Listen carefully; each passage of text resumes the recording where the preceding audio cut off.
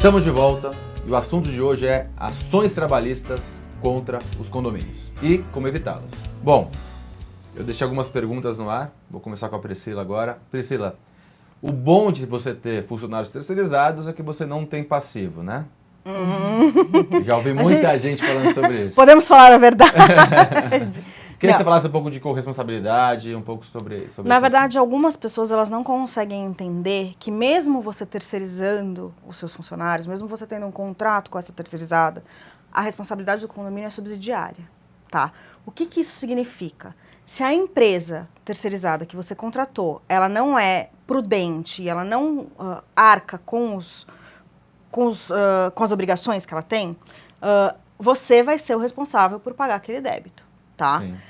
Existem muitas empresas terceirizadas de fachada, em que você vê pessoas oportunistas que veem ali uma oportunidade de montar uma empresa terceirizada para atender o seu condomínio, tá?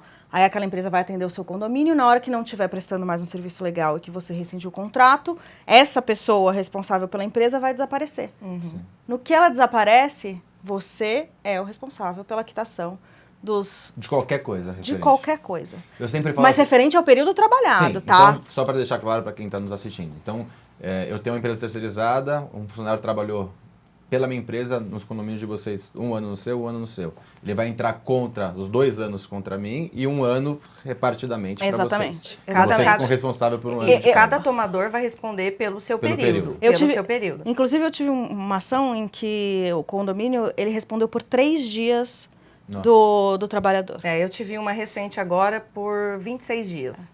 26 dias e responde. E isso que a doutora explicou, geralmente quando essas terceirizadas, elas dão esses golpes, por óbvio, esses sócios, eles não têm bens. Então, é certo que o condomínio vai responder de forma subsidiária. Mais cedo ou mais tarde, acaba respondendo, acaba pagando a conta também. Por isso, é muito importante que os contratos com essas empresas sejam muito bem elaborados, embora não vai dar uma garantia de uma regressiva favorável no futuro, porque se o sócio desaparece e o patrimônio dela também, certamente o condomínio não vai se ressarcir desse prejuízo. É muito importante que sejam verificados mensalmente os recibos de pagamento de salário, os recolhimentos dos encargos de FGTS, INSS, e até eu faço constar dos meus contratos que caso haja pagamento irregular ou não haja pagamento, o valor que seria destinado à prestação de serviços para a terceirizada vai ser destinado ao pagamento dos encargos. Uma coisa que eu até costumo pedir também é cópia dos cartões de ponto dos funcionários que trabalham naquele condomínio. Quando você tem um condomínio muito grande, você precisa saber quem está ali, né? Sim. Muitas vezes na terceirizada você não sabe qual foi o período que aquele funcionário trabalhou. Então, a gente às vezes tem dificuldade em aferir esse período de responsabilização. Então, o ideal é que a gente tenha uma cópia no condomínio dos cartões, além dos recibos, dos cartões de ponto. Tem uma coisa que é o seguinte, então se eu como terceirizada não paguei, vocês vão ter que pagar 1 ano cada uma desses funcionários do que não foi pago. Sim. Tem outros pontos que são importantes, aí tem a questão da terceirização, né, de atividade fim, atividade meio, que caiu a partir de novembro. Sim. E porque nunca foi fácil entender o que seria, ou se existe atividade fim ou não, ou meio para condomínio. No condomínio. Mas existe uma coisa que é subordinação, né, ordem direta. Sim. E aí, eu sempre, segundo o que os juízes vêm julgando, e até agora, essa semana passada, eu estive em Florianópolis e tive uma discussão em sala de aula, porque não é a minha opinião, é a opinião do que eu vejo que os juízes estão julgando, é que um zelador, um gerente predial, ele acaba sendo um braço direito desse síndico, e aí entende-se que ele tem ordens diretas e que ele seria subordinado àquele funcionário, àquele síndico. E aí eu já vi algumas ações, não poucas, de que quando ele entra com uma ação contra o condomínio pedindo subordinação, ele acaba vencendo. Ele acaba conseguindo não a subsidiariedade, a solidariedade. Tá? Que isso quer dizer você dá ordens diretas e tudo mais. Com o síndico ainda, isso é mais comum e necessário, mas eu acho que é super importante deixar os moradores informados de que eles não podem broncas e ordens diretas, nem para os funcionários próprios, muito menos para os terceirizados. Mas vamos falar um pouco de terceirizado. Então, por exemplo, eu tenho um zelador terceirizado.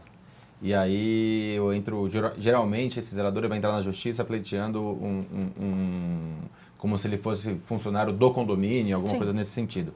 Eu tenho visto muitos juízes já julgando o caso do zelador, do gerente predial, como subordinado, tá? Veio até aqui um juiz de trabalho falando que quando cai na mesa dele, ele julga como... Porque não tem como não ser não tem como não dar ordens diretas, já é uma coisa objetiva. Pleiteando isso e ganhando, o que acontece? Ele ganha como se fosse um funcionário do condomínio, ou ele vai ganhar acréscimos financeiros? Queria que você explicasse um pouco sobre isso. Na verdade, ele vai ganhar aí as diferenças entre o sindicato dos funcionários terceirizados e os funcionários próprios, que hoje, pelo menos aqui em São Paulo, tá, o sindicato dos funcionários próprios, eles têm uma vantagem ali nos valores de alimentação e refeição, seguro de vida e tudo mais, tá? Os valores são diferentes, então ele acaba sendo enquadrado nessa outra... E quem teoricamente tem que pagar isso? Quem será condenado? O condomínio. Mas o condomínio tem a possibilidade de entrar com uma ação regressiva contra a terceirizada. Tá? Perfeito. E eu acho que, assim como a doutora, a minha recomendação em relação a gestor e zelador é que essa pessoa seja funcionário próprio. E a equipe terceirizada. E a equipe terceirizada. Mesmo porque é questão de supervisão, né? Exatamente, Pra você sim. conseguir supervisar Exatamente. aquela equipe na Sim. prática.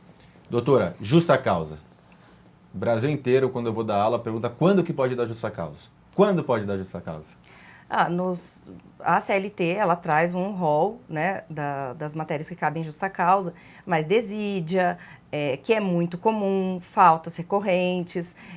O que é muito importante na justa causa é o que a gente sente dos tribunais, dos juízes, é que o caso tem que ser muito grave, muito relevante para se aplicar a justa causa de imediato, e diretamente. Com provas, né? Com provas relevantes e fortes, robustas.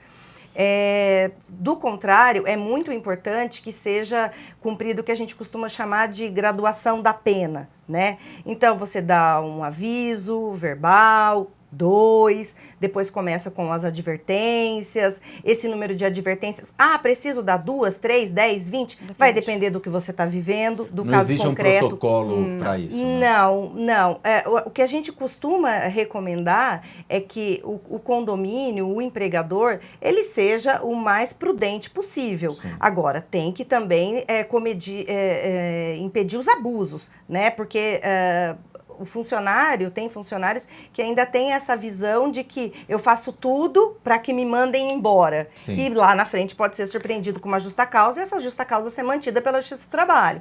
Então, a gente recomenda dar as advertências, se ele se recusar a assinar, chamar 2 testemunhas, colher a assinatura dessas 2 testemunhas, outra advertência, até que chega-se a suspensão e depois a aplicação da justa causa. Você falou uma coisa que é muito habitual, o famoso corpo mole, né? Corpo mole. Então eu quero sair, eu faço um corpo mole. Eu tenho visto, e eu não tenho como gestor indicado muito para os síndicos, que eles levem para o caminho de uma justa causa. Primeiro porque esses 2, 3 meses de advertência, esse tipo de coisa, vai trazer vulnerabilidade para o condomínio, em questão de segurança, muitas vezes. E segundo que muitas vezes, mesmo fazendo esse caminho todo, o juiz pode dar uma reversão em cima dessa justa causa. Sim. Então, é difícil você comprovar um corpo mole, por exemplo, né? Sim. Eu não sei... Essa questão da graduação da pena também, ela não precisa tomar todo esse tempo, né? Se a pessoa...